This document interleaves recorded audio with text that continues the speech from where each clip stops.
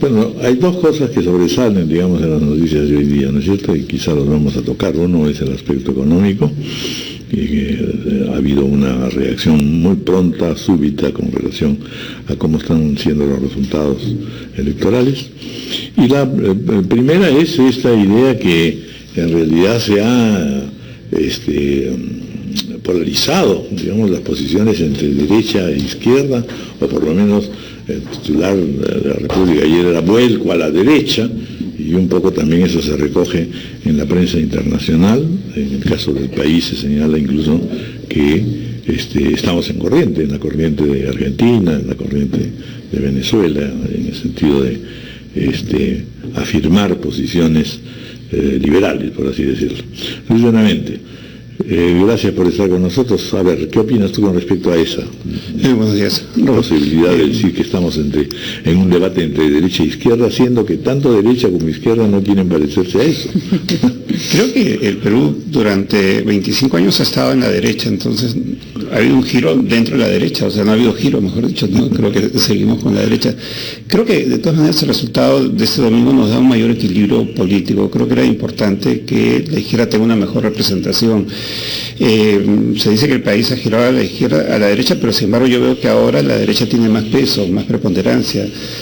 Por ejemplo, tiene un liderazgo que no tenía después de Alfonso Barrantes. Durante 25 años la izquierda no tuvo una gran figura que la lidere, y creo que ahora la tiene con Verónica Mendoza, por más que no representa a toda la izquierda, que va a ser imposible que la represente. Por otro lado, dentro también tiene todavía muchas cosas que afilar, ¿no es cierto? Sí, no es una agrupación, son varias. Sí, vamos a ver la capacidad de liderazgo que tiene ella ahora que no hay elecciones, ¿no? Creo que es el momento para que justamente ella pueda configurar algo bien establecido dentro de la izquierda, y por otro lado va a tener una importante representación en el Congreso.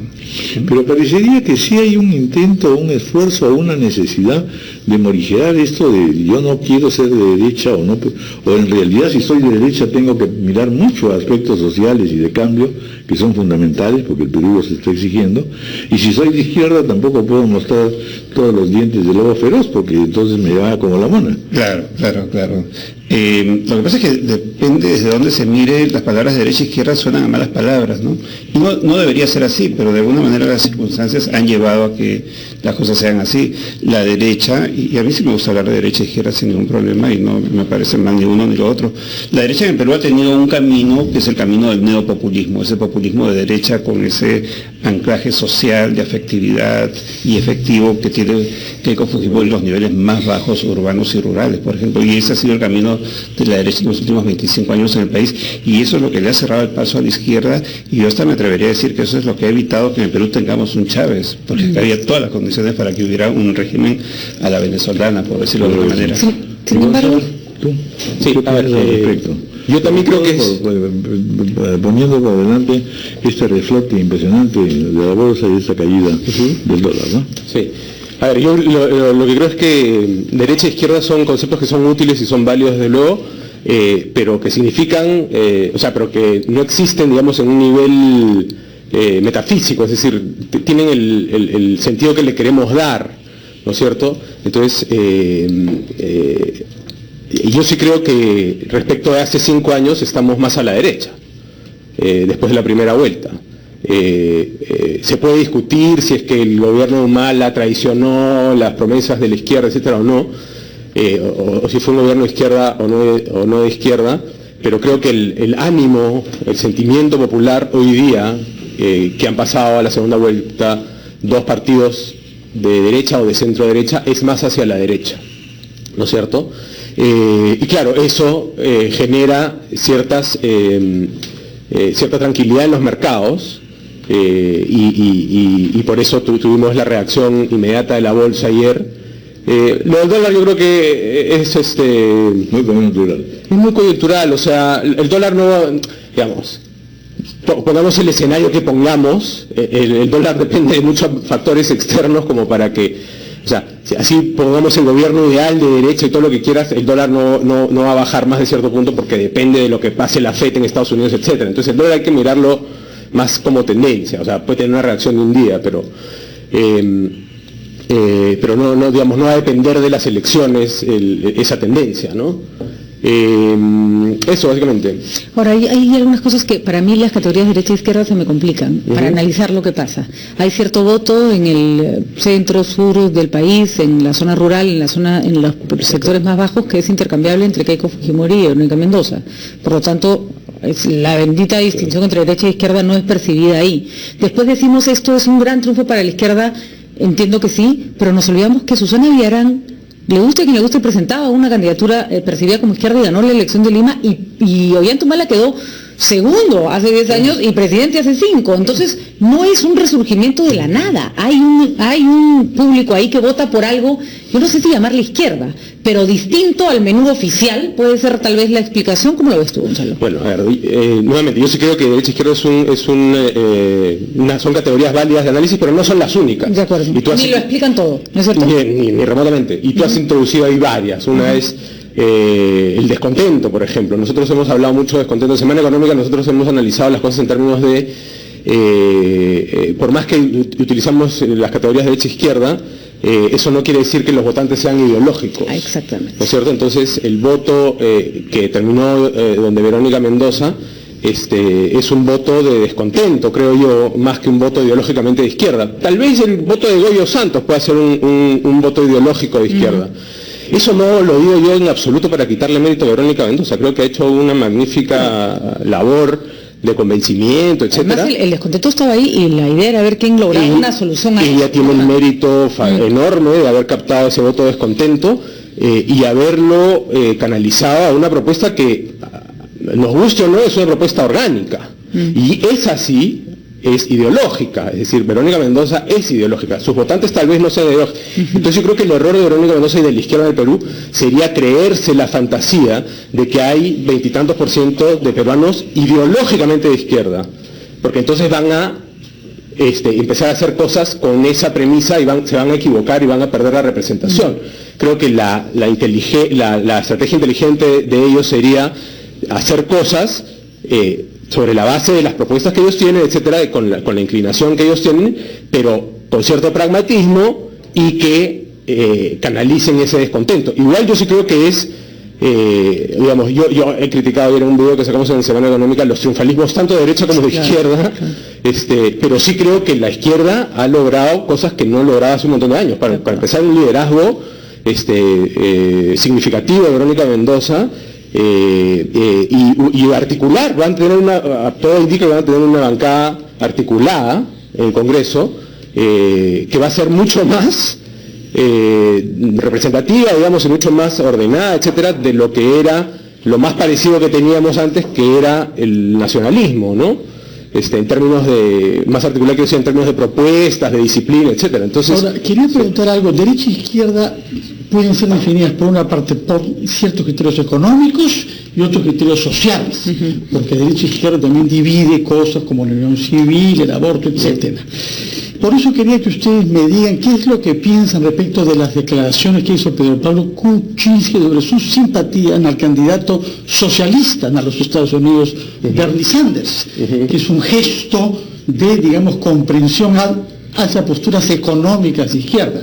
Mientras que Keiko Fujimori, por su parte, en Harvard particularmente, pero no solo ahí, tiene actitudes en el sentido contrario, es decir, un cierto acercamiento a la unión civil, un respaldo a la Comisión de la Verdad, incorporar a alguien de izquierda en su plancha presidencial como era Vladimir Ogarov. Yo quisiera que comenten ante estos dos criterios diferentes para definir la misma palabra y ver cómo se han posicionado frente a ellos ambos candidatos. Creo que hay una cuestión de marketing, de segmentación. Ayer PPK ha dicho que quiere conversar con Gregorio Santos. Sí, pues. Es evidente, ¿no?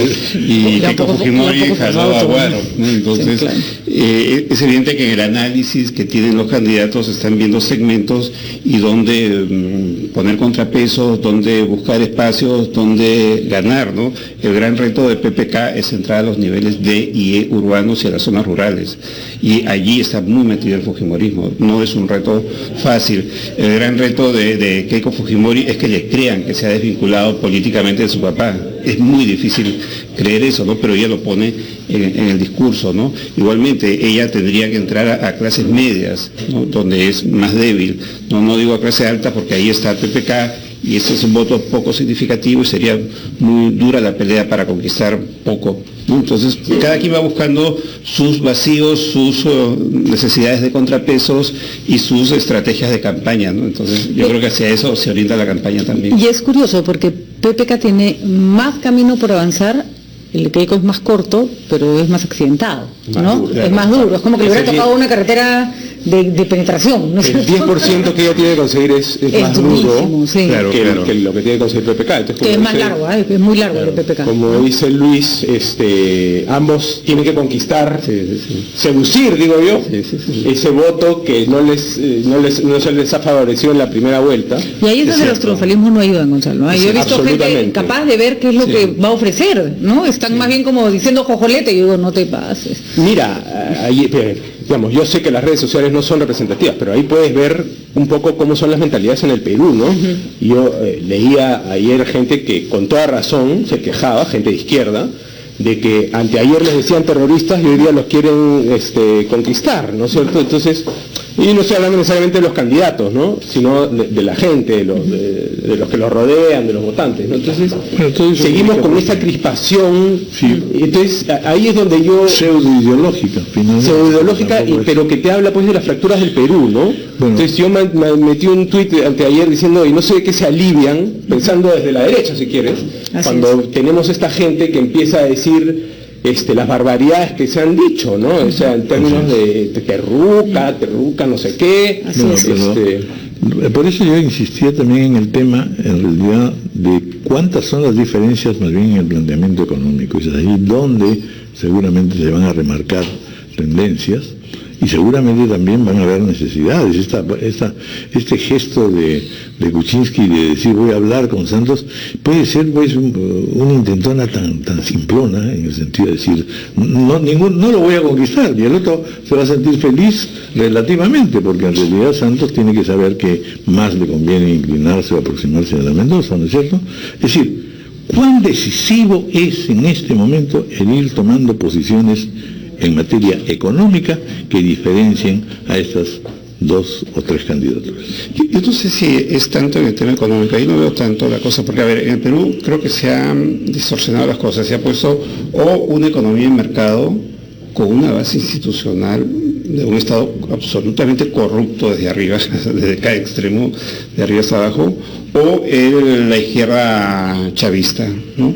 Pero no se ha hablado de un término medio, ¿no? Y yo creo que a eso tiene que tender el país, ¿no? Creo que la gran mayoría de peruanos, porque sí, en algunas encuestas sale que hay un 60% que no es ideológico, pero hay un 40% que sí tiene cierta ideología y es más de derecha, ¿no? Pero ¿qué es esa derecha? Es un capitalismo popular, es un capitalismo de emprendedores, de gente que tiene una propiedad, una carreta, un mototaxi, que tiene un título que le dio Cofopri y que tiene algo que defender y que tiene un mercado, que te paras en cualquier esquina y sobrevives en ese país, ¿no? Entonces, no te conviene una izquierda estatista porque tienes algo que defender, ¿no? Entonces, pero ese capitalismo popular, esa derecha peruana requiere bases institucionales más sólidas, un Estado menos lobista, un Estado que sea más justo, más equidistante, que no favorezca solo y más eficiente, y que no sea un Estado que solamente respeta la ley del embudo, que es la parte ancha para los poderosos, las AFPs, las grandes empresas, los burócratas corruptos del Estado, y el jubilado, al hombre de a pie, la parte angosta, ¿no? Entonces se requiere.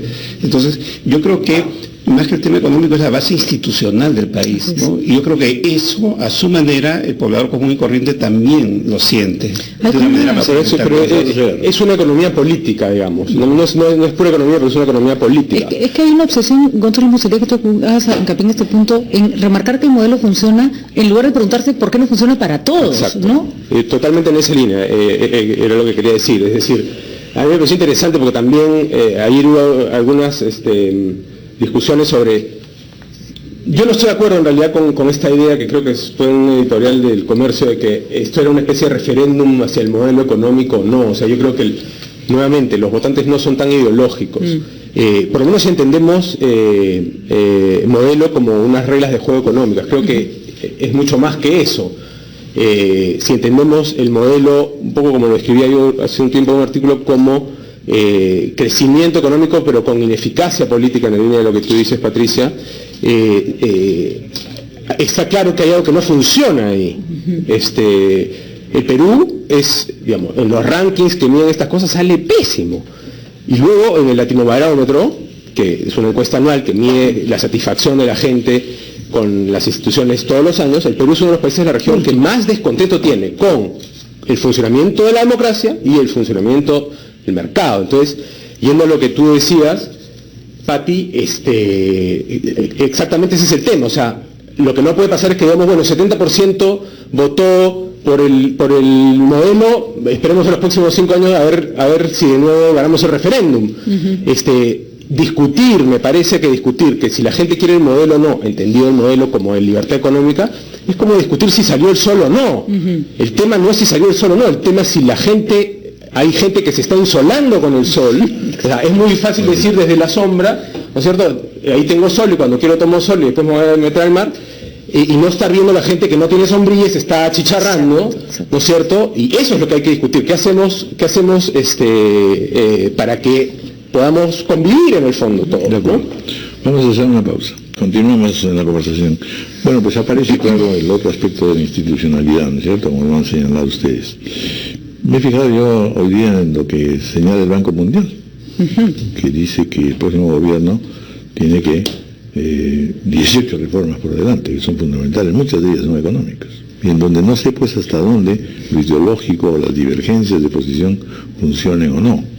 Claro, por ejemplo, dice la reforma en la educación, y sobre la reforma de la educación todos parecemos convenir, pero no convenimos en realidad en la práctica, porque hay una serie de acciones y de propósitos que no están claros o que no se confiesan, pues en temas sobre todo en los cuales efectivamente el electorado se puede sobresaltar. Si yo digo voy a darle toda la fuerza a la educación pública, inmediatamente hay una preocupación de decir cuidado, esto va contra la educación privada, etcétera, ¿no? Es decir, en otras palabras, ¿se necesita o no concordancias, aparte del debate ideológico, concordancias muy concretas y específicas?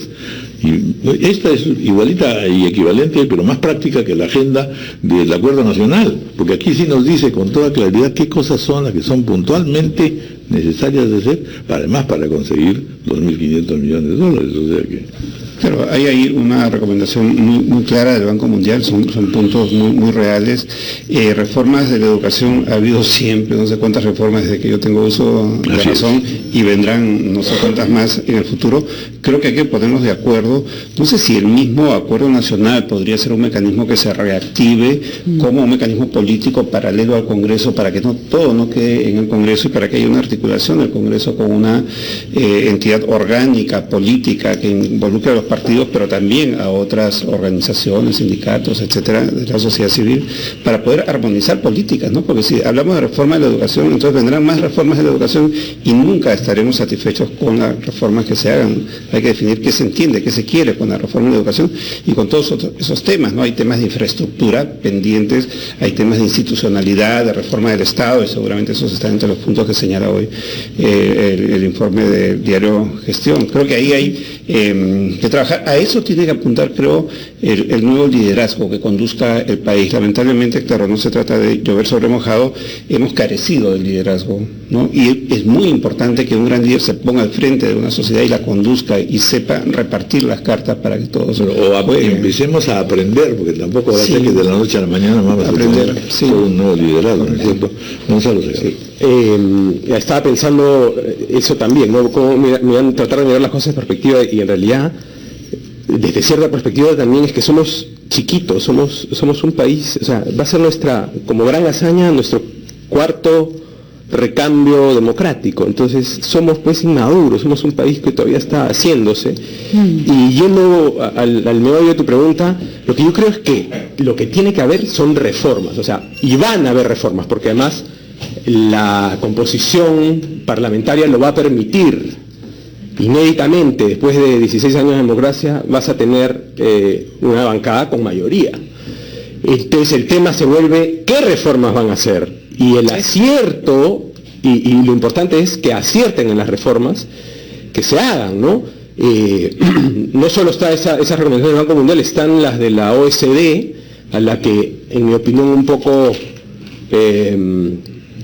optimistamente estamos aspirando a llegar para el Bicentenario. Pero en todo caso son un excelente punto de llegada, digamos. Me parece fantástico que nos pongamos como meta unos criterios que nos recomienda el OECD, pero también tenemos que ver pues dónde estamos, y estamos en un país donde el 70% de la economía es informal, ¿no? Y así queremos ser el primer mundo. Entonces eso no es muy realista. Entonces tenemos que empezar a atacar los problemas de fondo. Yo siento que toda esta opinología en el Perú es muy maniquea, ¿no? Entonces parece que cuando uno escucha a alguien de una posición y de la otra, parece que estamos en dos países distintos. Nos debatimos entre ser las estrellas de la clase, que es lo que nos dicen nuestros vecinos, y por otro lado ser pues un país que es una desgracia. Y si uno mira, hay argumentos para las dos cosas. Así es. Como esto que les decía el latinobarómetro, los rankings de estabilidad, pero por el lado malo, y por el lado bueno también tenemos pues unos números también totalmente auspiciosos, como la reducción de la pobreza, para no hablar solo del PBI, ¿no es cierto? Entonces la realidad es más compleja, y la realidad nos obliga a quitarnos las anteojeras y empezar a trabajar en aquello que claramente tenemos que mejorar, ¿no? Entonces para mí un tema central, porque tiene que ver con el entre comillas pacto social, tiene que ver con la tributación, tiene que ver con la legitimidad del Estado, con todo, es de la informalidad. O sea, un país que puede enseñar numeritos bonitos en lo que sea, pero que 70% vive al margen de la ley, es un país que nunca va a ser de primer mundo, que nunca va a ser OECD, que está fantaseando con una cosa, y eso lo hemos visto esta vez ya. Los políticos lo han sufrido con este tema de las elecciones y el Jurado Nacional de Elecciones, como las leyes opresivas, formalistas, no pueden ser cumplidas, ¿cierto? Eso que ha pasado en el Jurado Nacional de Elecciones es lo que pasa en toda la economía. Tienen que te vistas de etiqueta y en realidad está todo bien a la persona. Así es. Y si nos ponemos desde el punto de vista del elector que no ha definido aún su voto o que puede tener dudas, ¿qué reformas diferentes propone uno y la otra? Mira, yo creo que nuevamente el elector no es ideológico, ¿no? Entonces hablamos hace un rato del Estado debería ser más eficiente. Yo no sé si fue Julio Guzmán o alguien más que usó una palabra que a mí me gusta, que es lo que hay que hacer es que el Estado, el sistema, lo que quieran llamarlo, sea más amable con la gente, que la gente no lo vea pues como un opresor o como un obstáculo, ¿no? Entonces ese es el tipo de cosas que con mucho pragmatismo yo creo que quien gane, además de hacer consensos a nivel parlamentario para lograrlo, tendría que emprender, ¿no? Es curioso porque en la realidad en la que vivimos la gente se ha vuelto anarca para sus obligaciones, para la AFP, y estatista para sus deberes, ¿no? Claro. O sea, no, cuando se trata de cumplir con obligaciones nadie quiere Estado, claro. Pero sí reclamamos mucho del Estado. Claro, cuando tenemos derechos de socialismo y obligaciones pues del país más anarcoliberal, digamos. Así es. Y eso es inviable, así es simple. Pero además no solo queremos, sino que de alguna manera también en algún sentido el Estado peruano funciona así, claro, o al revés. Así es. ¿No es cierto? En otras cosas el Estado nos pide pues impuestos socialistas y nos da servicios subsaharianos, ¿no? Pero Perú es toda esta cosa ecléctica. El Estado es una traba permanente para todos, absolutamente para todos. Todo el mundo siente que en el Estado le están poniendo obstáculos, trabas innecesarias. Tú estás en la actividad empresarial y sientes que el Estado está viendo con la lupa una letra mal puesta para darte pena de muerte, ¿no? Y si por ahí alguien hizo un faenón de 10 millones no pasó nada. Y además ves la desproporción y ves la hostilidad del Estado, y el Estado que en el municipio, en el ministerio, en el otro organismo, porque en tu actividad tienes que tener mucho contacto con el Estado, y simplemente es una actividad para sacar ventaja, para ponerte trabas, para cumplir su rol, simplemente por burócratas que lo único que quieren es hacer una lista de cosas que tienes que cumplir, cuando de repente esas cosas habría que liberalizarlas un poco y no estar detrás, tener otro equipo de burócratas detrás de que cada quien cumpla cada letra que pusieron mal puesta, además, ¿no? En ese punto coinciden ambos candidatos, ¿no? Claro, eso es lo que iba a decir. Las diferencias es la propuesta de bajar los impuestos considerablemente 3% del IGB, recaudar menos el primer año para aumentar la recaudación sobre la base de más contribuyentes. Es una apuesta arriesgada. ¿Qué diferencia ambos candidatos? Sí, es una apuesta arriesgada de PPK, que se basa en una teoría de la famosa curva de Laffer, ¿no? Según la cual si tú bajas los impuestos, más gente, reactivas la economía, digamos, incentivas la actividad económica, y por la vía de que haya más crecimiento vas a terminar recaudando más. Pero eso es empíricamente, digamos, no hay no hay mucha evidencia empírica de que eso suceda. Digamos, en teoría es incuestionable, debería ser así, debería tender a funcionar así, pero eso depende de demasiados factores, porque hay cosas que son lo que se llama la elasticidad, ¿no es cierto?, la sensibilidad a ciertos precios. Entonces, no todo, o sea, no es tan simple el comportamiento económico. De acuerdo, pero es verdad que mantenemos pagos de impuestos de la época en que el Perú no tenía nada que recaudar porque éramos un país pobre. Entonces yo creo que ni siquiera habría que explicar tanto. Se bajan impuestos porque el Perú tiene una, en teoría, base tributaria más ancha, más gente que consume, y si somos más, pagamos menos. Ahora, en el terreno anecdótico, por suerte, esa debiera ser la lógica, creo. El votante es muy desinformado y no tiene buena memoria, porque Toledo ofreció, cuando fue elegido el año 2001, bajarlo. El IGB, y PPK lo subió. Esa propuesta, yo que lo recuerdo, tengo mis dudas. Que ahora todos se arañan de ofrecimientos de cambio de la Constitución. Los últimos presidentes que se han elegido todos ofrecieron cambio de Constitución. Más allá de la tasa, el tema es uno de base tributaria, ¿no es cierto? Y la actitud de la SUNAT, digamos, ¿no? O sea, yo sí creo que la SUNAT pues está con el mismo chip de los 90, donde tenías que rascar la olla. Y no solo la SUNAT, también, yo una vez escribí un artículo, era la SUNAT y el SNIP, ¿no es cierto? O sea, recaudar así como y gastar con cuentabota.